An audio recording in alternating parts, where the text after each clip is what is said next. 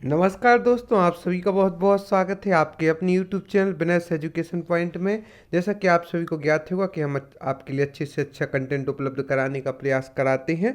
उसी श्रृंखला में आज हम आपके लिए मुख्य परीक्षा में हिस्ट्री से संबंधित महत्वपूर्ण 3 मार्कर प्रश्न लाए हैं और इसके अगले चरणों में 5 मार्कर 11 मार्कर प्रश्न भी लाएंगे और इसमें भी कुछ 5 मार्कर प्रश्नों पर चर्चा करेंगे। चलिए स्टार्ट करते हैं आज के हमारे वीडियो को। उसके पहले यदि तक आपने हमारे चैनल को सब्सक्राइब नहीं किया हो तो सर्वप्रथम आप हमारे चैनल को सब्सक्राइब करें, वीडियो को लाइक एवं शेयर करें। आपको एमपीपीएससी के साथ साथ एमपीपीबी एग्जाम की भी न्यूज मिलती जाएगी, किस प्रकार से भर्ती आई है, कब परीक्षा होगी, समस्त जानकारी आप हमारे इस यूट्यूब चैनल के माध्यम से प्राप्त कर सकते हैं।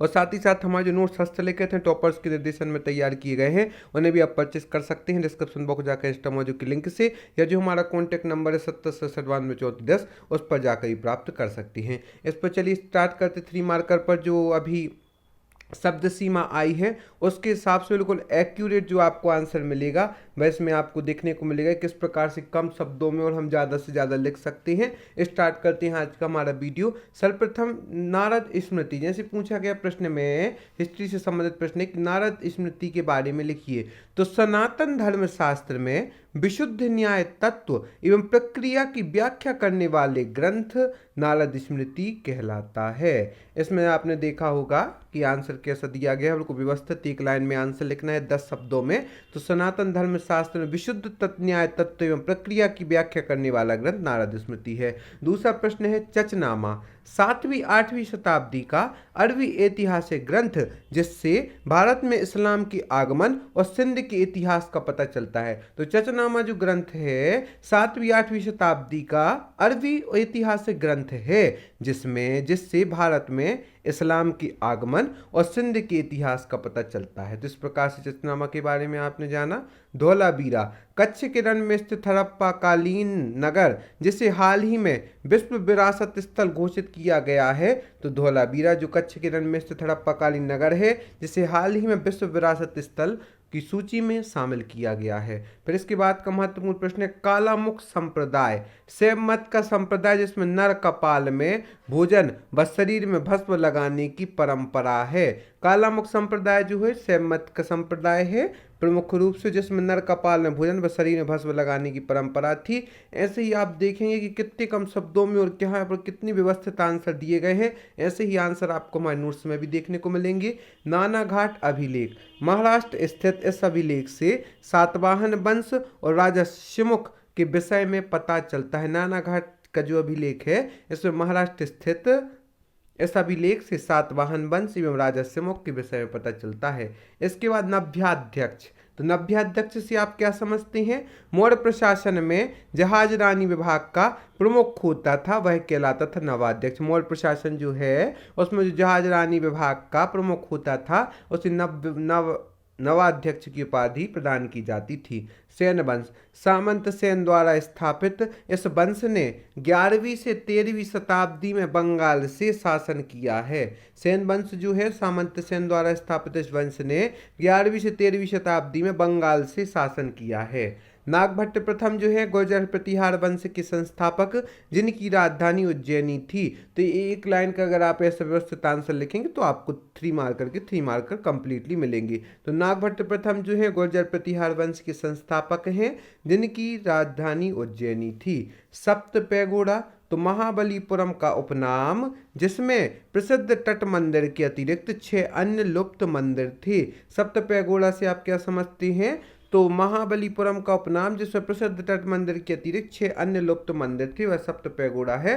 तो इस प्रकार से हमने नारद मुनि, चचनामा, धौलवीरा, कालामुख संप्रदाय, नानाघाट अभिलेख, नव्याध्यक्ष, शैनवंश, नागभट्ट प्रथम, सप्त पैगोड़ा के बारे में जाना। अब हम बात करते हैं 5 मार्कर प्रश्नों की। जैसा कि हमने 3 मार्कर के बारे में चर्चा की, अब हम 5 मार्कर प्रश्नों की चर्चा करेंगे कि कैसे आपको टू दी पॉइंट आंसर लिखना है व्यवस्थित शब्दों में।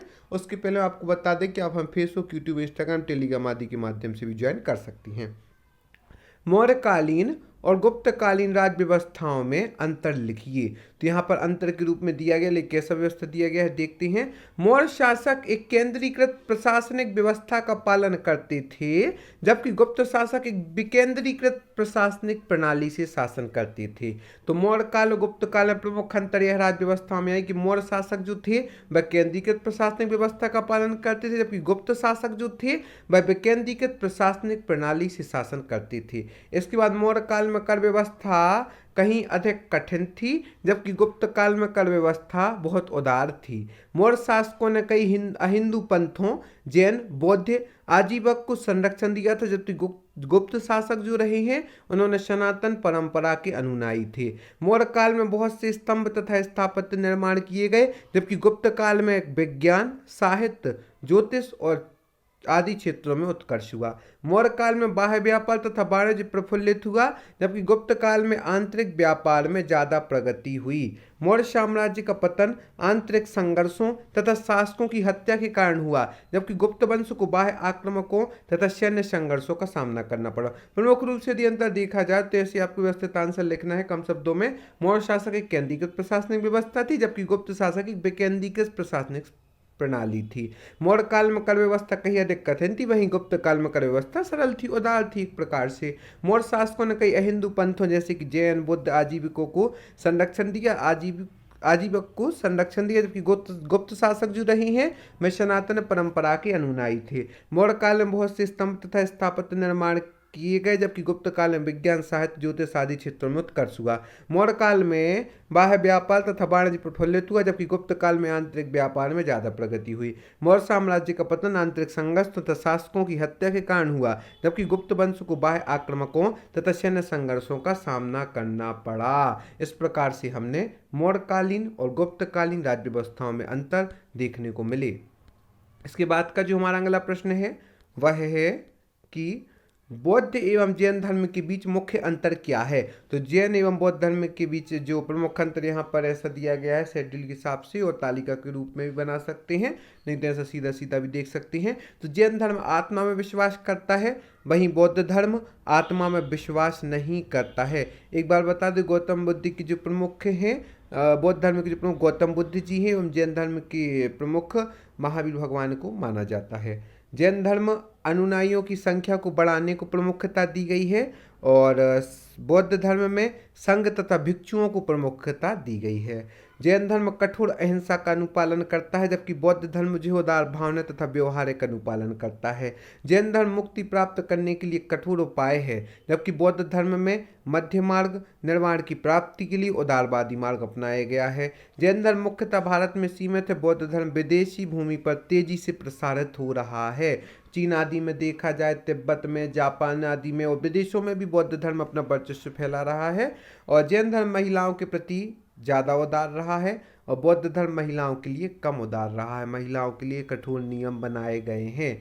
तो जैन धर्म बौद्ध धर्म में प्रमुख अंतर है, जैन धर्म आत्मा में विश्वास करता है, जबकि बौद्ध धर्म आत्मा में विश्वास नहीं करता है। अनुयायियों की संख्या बढ़ाने को प्रमुखता दी गई है जैन धर्म में, वहीं बौद्ध धर्म में संघ तथा भिक्षुओं को प्रमुखता दी गई है। जैन धर्म कठोर अहिंसा का अनुपालन करता है, वहीं बौद्ध धर्म उदार भावना तथा व्यवहारिक अनुपालन करता है। जैन धर्म मुक्ति प्राप्त करने के लिए कठोर उपाय है, वहीं बौद्ध धर्म मध्य मार्ग निर्वाण की प्राप्ति के लिए उदारवादी मार्ग है। जैन धर्म मुख्यतः भारत में सीमित है, वहीं बौद्ध धर्म विदेशी भूमि पर तेजी से प्रसारित है। जैन धर्म महिलाओं के लिए ज़्यादा उदार है, वहीं बौद्ध धर्म महिलाओं के लिए कम उदार है। तो इस प्रकार से बौद्ध धर्म एवं जैन धर्म में अंतर के बारे में हमने यहाँ पर चर्चा की। इसके बाद पुष्यमित्र शुंग के प्रमुख कार्यों पर टिप्पणी लिखिए। तो पुष्यमित्र शुंग मौर्य साम्राज्य का सेनापति था। 187 ईसा पूर्व में उसने अंतिम मौर्य शासक बृहदत्त की हत्या करके स्वयं को सम्राट घोषित कर दिया था पुष्यमित्र शुंग ने। पुष्यमित्र ने बहुत से अश्वमेध यज्ञ किए। शुंग अभिलेख पाटलिपुत्र से लेकर अयोध्या तक प्राप्त होते हैं। दिव्य वदान के अनुसार उसका साम्राज्य उत्तर पूर्व क्षेत्र के पंजाब में सियालकोट या सांकल तक फैला हुआ था। सांची तथा भरूच स्तूप का सौंदर्यीकरण भी पुष्यमित्र शुंग के द्वारा करवाया गया है। कुछ बौद्ध ग्रंथों के अनुसार पुष्यमित्र को बौद्धियों का नाशक कहा जाता है, यद्यपि आधुनिक विद्वान इस दावे पर शंका जताते हैं। इसने पुष्यमित्र शुंग ने यवनों के आक्रमण से भारत की रक्षा की थी। तो पुष्यमित्र शुंग के प्रमुख कार्यों टिप्पणी पर भी चर्चा हम देख चुके हैं कि इन्होंने मतलब साम्राज्य का मौर्य साम्राज्य के सेनापति थे और 187 ईसा पूर्व में इन्होंने अंतिम मौर्य शासक बृहदत्त की हत्या करके स्वयं को सम्राट भी घोषित किया था। इन्होंने कई अश्वयुग भी किए हैं। सांची एवं भरूच स्तूप का सौंदर्यीकरण भी करवाया है। कुछ बौद्ध ग्रंथों के अनुसार पुष्यमित्र का बौद्धों का नाशक कहा जाता है। यद्यपि आधुनिक विद्वान इस दावे पर शंका जताते हैं। इन्होंने यवनों के आक्रमण से भारत की रक्षा भी की थी। इस प्रकार से हमने पुष्यमित्र शुंग के प्रमुख कार्यों पर टिप्पणी भी देखी, जैन धर्म बौद्ध धर्म में अंतर भी देखा और साथ ही साथ हमने मौर्यकालीन गुप्तकालीन राज्य व्यवस्थाओं में अंतर भी देखे और नव्याध्यक्ष सैन वंश नागभट्ट प्रथम सप्तपैगोड़ा नानाघाट अभिलेख धौलवीरा चचनाम अनाद स्मृति आदि ग्रंथों पर भी चर्चा की। आगे भी वीडियो में हमें आपके लिए अच्छे से अच्छा कंटेंट उपलब्ध कराने के लिए आपके लिए प्रयास करेंगे, लेकिन तब तक आप हमारे चैनल से जुड़े रहें एवं डिस्क्रिप्शन बॉक्स जाकर इंस्टामोजू की लिंक से आप हमारी मुख्य परीक्षा एवं प्रारंभिक परीक्षा के नोट्स परचेस कर सकते हैं। आज ही आप हमारे नोट्स लें ताकि आप अपनी सफलता को सुचारू रूप से प्रारंभ कर सकें और हमारा चैनल हर समय आपके लिए गाइडेंस देने के लिए तत्पर रहेगा। आप सभी का बहुत बहुत धन्यवाद हमारे इस वीडियो को देखने के लिए। हम आशा करते हैं आगे आप हमारे साथ यूं ही बने रहेंगे।